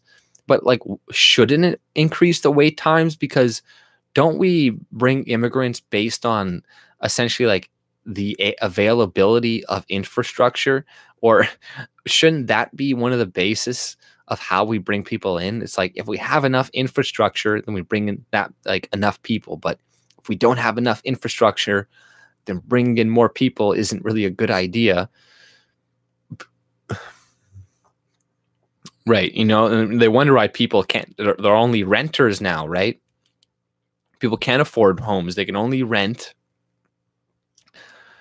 and whatnot. But my friend, his Maine, says they are pulling the border patrol up north and sending them south. He is very concerned about illegals coming in from the north. Really? They're worried about illegals coming in from Canada? Pulling border patrol up north and sending them south. Oh, he's very concerned about illegals coming in from the north. And the best here, if you are subscribing to my channel, my main channel, it's Damn Dirty Ape. So sub there. So that's your channel, Gator Hog, Damn Dirty Ape, all one word. Or Damn Dirty Ape. Okay, I'll check that out. Hell no, Trudeau loves to import liberal. Yeah, right. You know, this is just a lot more liberal voters. Due cost of housing is due to Keynesian economics implemented by the banks of Canada. Well, I agree that probably is something that's contributing, but like obviously the supply and demand contributes to cost as well. But I agree this probably has to do with the Keynesian economics implemented by the banks and stuff, like printing of money and all that. But, there has been $1 billion laundered through the housing market in Vancouver. So I would assume that would have some type of impact on the housing as well. And also, we do got to consider infrastructure because, okay, if we're letting in, because look what they're doing in Toronto. They're buying hotel rooms to house illegal aliens that are crossing the border illegally. So that tells you right away that it should impact the amount of immigrants we are bringing in every year because we don't have the infrastructure for these people. We don't have enough space. We don't have enough buildings, rooms for these people. And yeah, right now they're just taking up the the shelters and all this other shit. Gives everyone and everybody loan. They bid up prices on homes. Well, our interest rate in Canada is what, 1.7% right now for the Federal Reserve. And they were going to raise it to 1.75, but then, or it was at 1.75, and they actually reduced it back down to 1.7 because of the economy looking like shit and stuff. But yeah, I think we should get rid of the whole Keynesian economics thing as well and go towards more like Austrian economics. Now it's 1.75. It was 0.1 forever. Right. That was the case in America too, right? And now they're raising it pretty high on Trump. All of a sudden for 8 years under Obama, it's 0%. And now under Trump, it's like what, more than 2% now? They keep raising it. And in Canada, I guess they're trying to keep up with that, but they can't. It doesn't. After 5.6, you really feel it, dude. The master smoker, the master smuggler, stop smoking, make you schizo poor. Yeah, it can make people schizophrenic. It can. I've had a friend that they think that's what triggered his schizophrenia, but that's in people who are prone to it typically, and it's going to happen between 18 to your mid 20s or something. After that, it's not really likely for you to get schizophrenic unless you're kind of prone to getting it already. But yeah, I'm not saying it's good for you. I don't promote people to go smoke weed. I'm not saying go be a pothead and waste your money, because at the end of the day, you want to limit things that cost you money. And if you smoke weed, if you smoke cigarettes, if you drink a lot of beer, if you do this and that, that's just more money that you're spending that you could have spent on yourself. So yeah, it's not, a lot of these things are not good habits. And I wouldn't recommend anybody become a pothead or anything like that, right? Property tax again, so everyone can get ready to pay more rent. Yeah, exactly. We're all going to be paying more rent. The food prices are going up. Energy prices are going to be going up because of the carbon tax, but they're like, oh no, don't worry, you're going to get a rebate, you're going to get money back, it's all good. But yeah, they're like, pay is going up, but inflation is outpacing the increase of pay. So they'll obviously leave that information out too. So yeah, we're heading for more strap cash. And this year, I think there was a poll done. I don't know how accurate the poll done, because I think it was just on people voluntarily, going to the website. But It says something like 50% or more than 50% of Canadians are $200 away from insolvency. So that means they have $200 like in the bank left from going broke or from being able to pay their bills, right? Like after they pay all their bills, they got a couple $100 left. Like that's how most Canadians live. So an increase of tax of a couple $100 a year may not sound like a lot to people, but to people who are barely scraping by, that is going to be more. And you know what? The way people file their taxes and all this other shit, who are you sure they're going to get all that money back if they do it correctly, if they do it right, or even if these companies stay in or make as much profit or whatnot? Like, you know, the scheme itself is bullshit, and the media keeps pushing it like, don't believe these conservatives, it's going to be totally fine for the economy. But yeah, we'll see. Yeah, right. So a 2,200 increase on every family of 4. So 2,200, right? So, you know, I haven't looked at those numbers where they came from, but I'm sure you're right. And yeah, it's going to be more expensive for people, but they like to frame like small business creators as like big business owners as the rich, the wealthy people. They're like, well, if you make like $1 million a year, you should pay this much tax, all this crap. But, you know, a lot of people that make that much money on paper doesn't mean they're taking that much money home. A lot of that goes back into the business, and they're actually taking home a lot less. So taxing these types of people more, it's just going to make it harder for them to keep their small businesses going afloat. And who is the only people that are going to be able to keep running a business? It's going to be large corporations. So, you know, that it's, once again, you know, these regulations just help large corporations retain monopolies oftentimes, or these new taxes and stuff on the rich, right? They spend most of it. We're killing ourselves to live. Yeah, exactly, right? The carbon tax will affect 82% of all Canadians. The other 80%, it will not matter to. Right. Yeah, you know, it's going to affect, you know, the very, very poor people, it's not going to affect. And then they're going to get paid off, you know, by it, essentially, probably like in their taxes and shit. So it's like, you know, another way to pay off people, give people more, pay off certain certain voters, then they're more likely to vote for the left. They go up this year, carbon tax increase. Well, I really hope they do wake up, because I really want a lot of certain of his policies almost to take root, right? Because that might wake people up. Like if they start paying a shitload more money for their gas, like Canadians are cheap, man. Canadians are cheap as fuck. And we're going to be like, what the fuck? Like $2 for a gallon or whatever, like however much it's going to be compared to what, like people are going to be mad as shit. And the only reason, like I said, the yellow vest protest and stuff isn't really isn't as popular as it is in France, is because the majority of Canadians are not feeling the pressure of the policies that Trudeau is implementing right now, or the effects. They're not feeling the effects of it yet.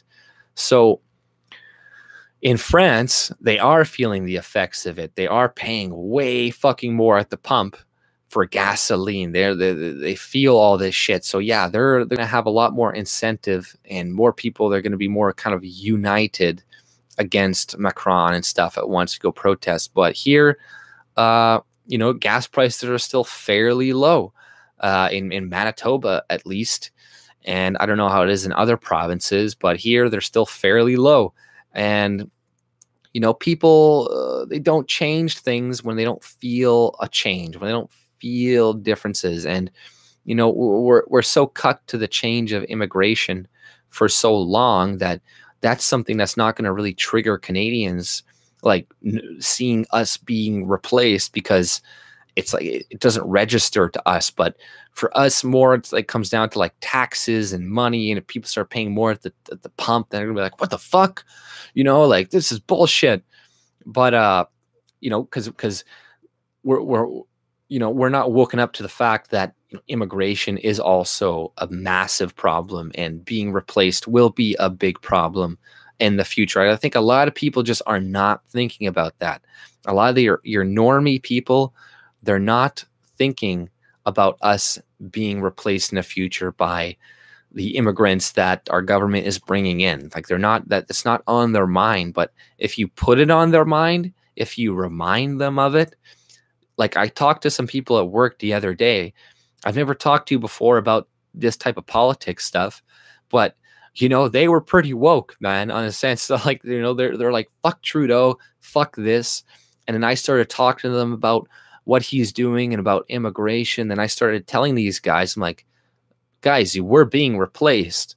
We are being replaced. And then, you know what? All those guys, 3 of them there, they're like, yeah, we are. I agree. They're like, that makes perfect sense. They're like, yeah, man, that's so true.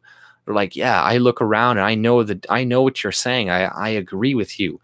So a lot of the times it just takes 1 or 2 people to say something about what is going on to embolden other people to also speak up and be like, yeah, this is true. Oh, yeah, this is fucked up. What's going on right now. And yeah, I'm gonna for sure vote against this person in the election coming up or something, right? And it's not really that hard. Like, it is risky to do at work and stuff. Like, I picked the time to do it. I felt confident essentially that it wasn't gonna get me in trouble or anything, but still be careful. Don't put necessarily your work on the line, right? If you're going to try to convince people, and especially of us being replaced, because that is something I'm confident that we need to push. People need to understand that. People really need to understand that, and they don't. So that's something that should be one of the main things that you bring up to people when you talk to anybody, and do it safely. Like I said before, you don't need to do it at work like I did, because hey, man, if you got kids to feed, you got all this shit, don't do that.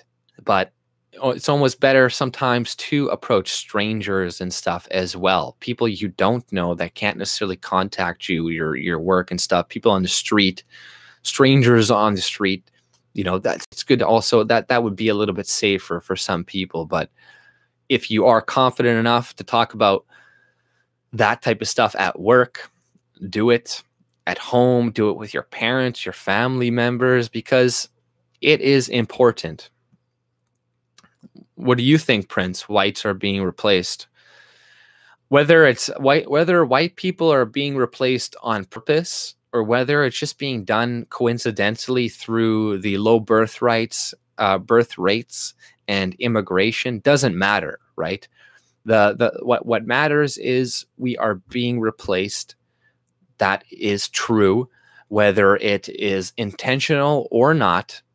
So you don't need to tell them it's some conspiracy by, I don't know, this group or that group to replace people. You just say, hey, guys, the replacement rate is 2.2.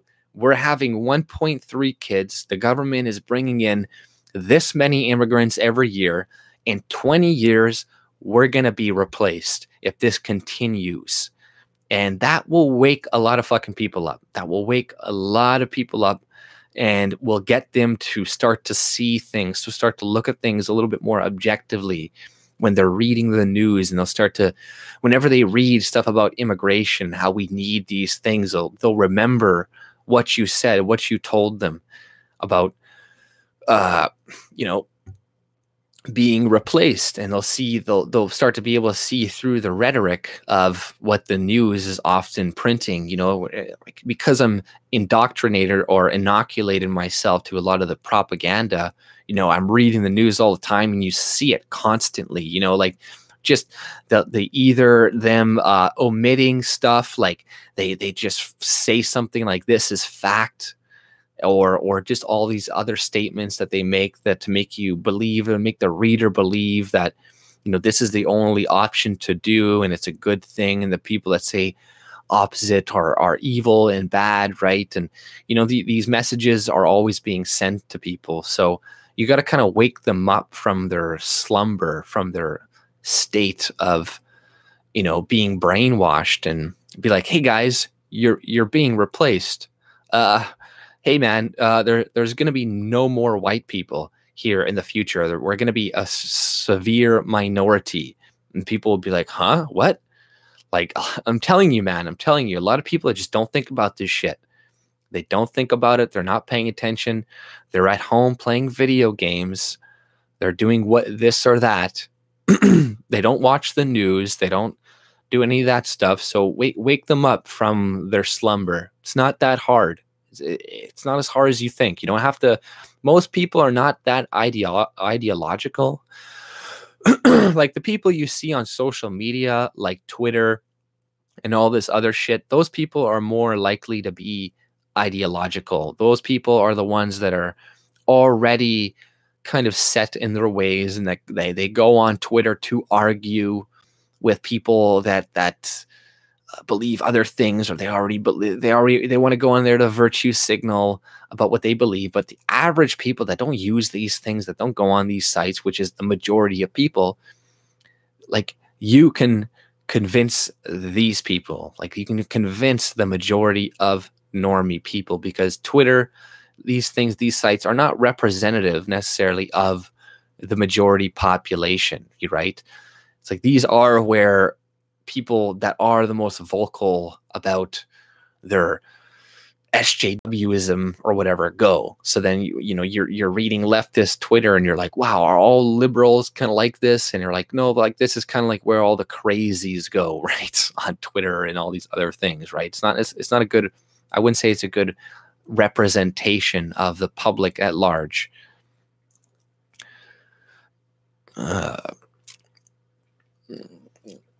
And silver's poor man's gold with the greater commodity trend as AG is used for commerce, industrial use. Dating white girls is hell. Good luck having more children. Dating world is screwed up for both genders. Yeah, that's true. The dating world is pretty fucked up with online dating and shit.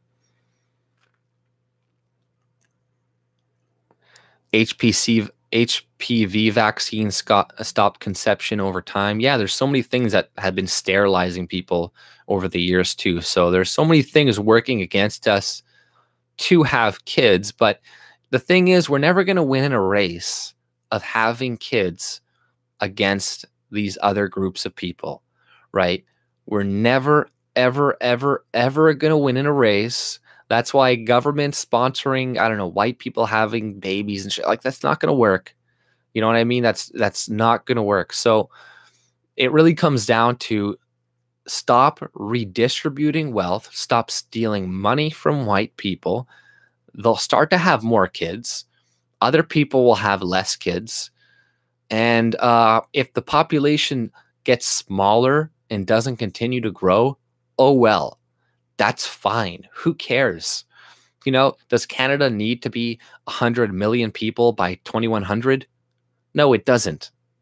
We could go down to 30 million. If we're 30 million people by 2100, why is that a bad thing? Is perpetual growth something that is a good thing, something that we want?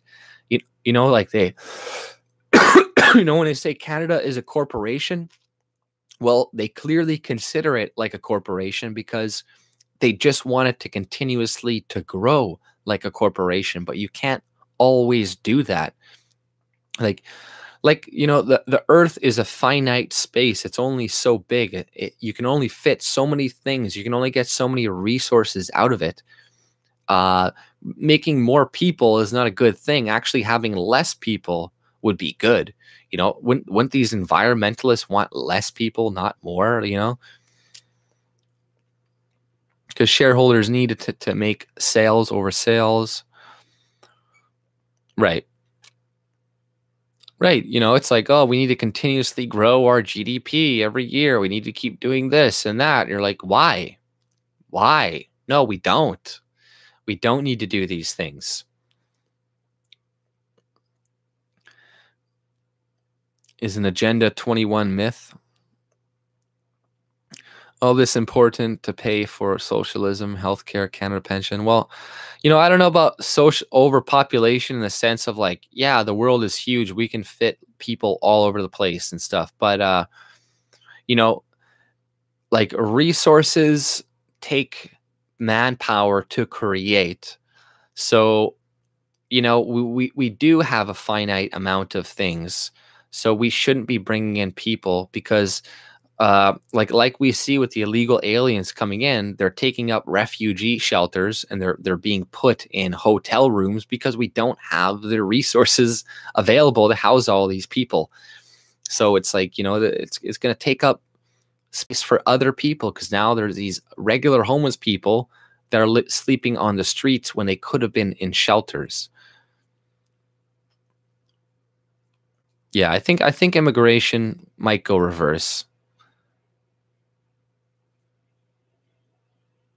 Yeah, I think I think there's still hope. I don't think we should be completely black-pilled.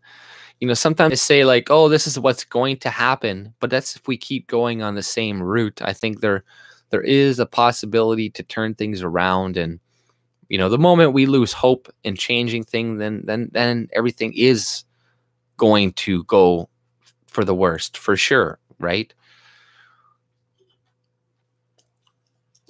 Fun fact, China poured more concrete in the last 10 years than the US Syntec 1900s. Yeah, well, China is, a billion people. And they build a lot of ghost cities and shit.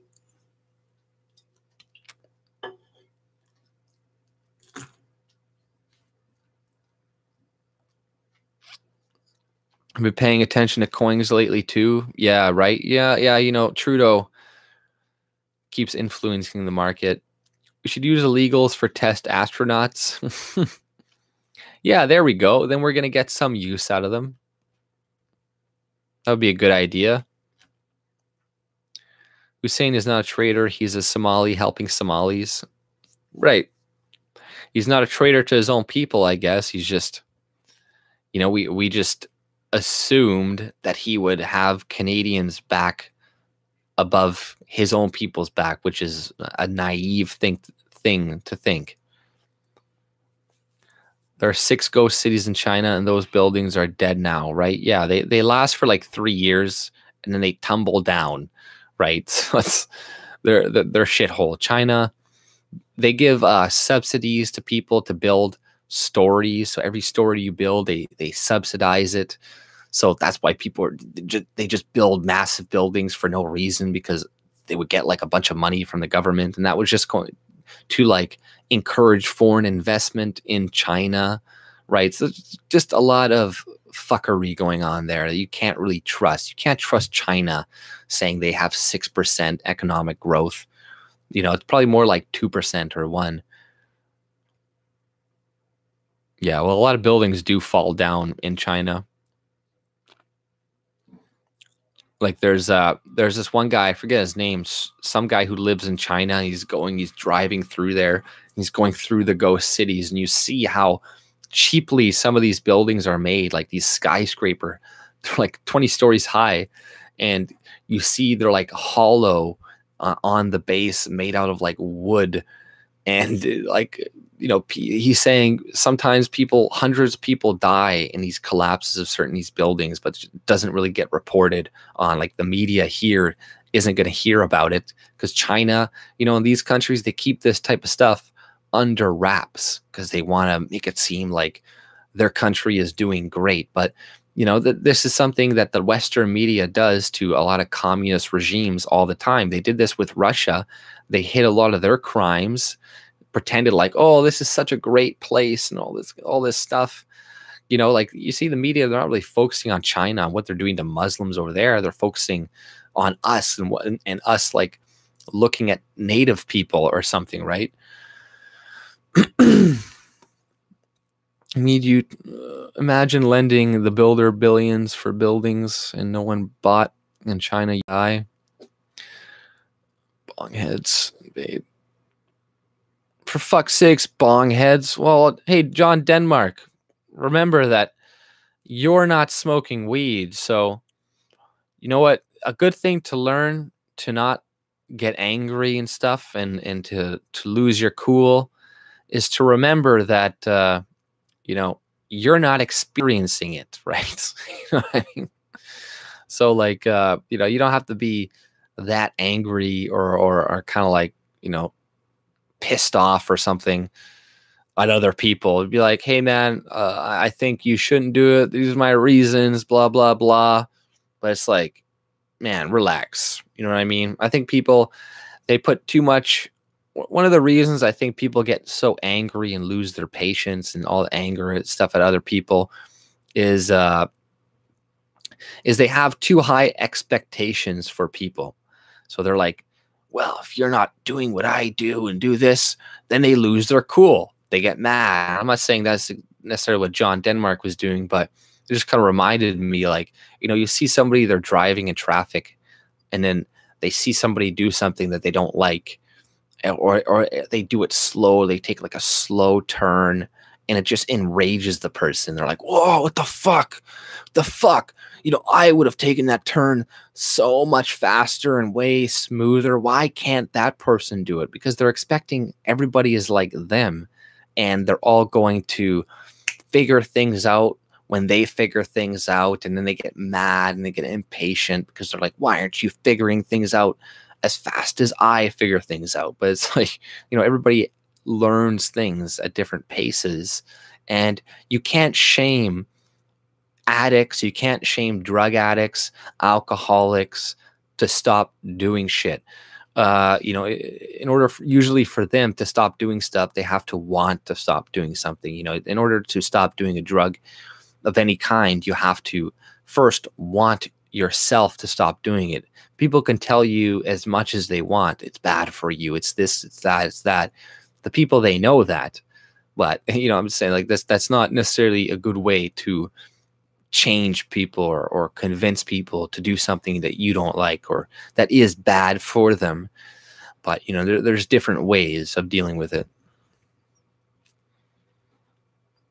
And at the end of the day, you know, if I see somebody doing something I don't like, I'll tell them. I'll say, like, hey man, this is killing you, this is doing this. And then if they keep doing it, I kind of like wipe my hands clean. I'm like, okay, I don't feel bad, you know, if you die from this or whatnot. I warned you, I told you about it, you still didn't listen. So, you know, I wipe my hands clean. I'd be like, hey man, I warned you. Bacon, booze, and boobs, how can that go wrong? No, you can't go wrong with those three things. But I think that's about it for today, guys. I want to thank you all for joining me. I appreciate it. I think I'm going to go make some food now. But yeah, once again, thank you for the donation. Rainy Steps, I really appreciate that as well. And I'll see you all you guys later, though. Take it easy. Thank you, Richard. See you guys.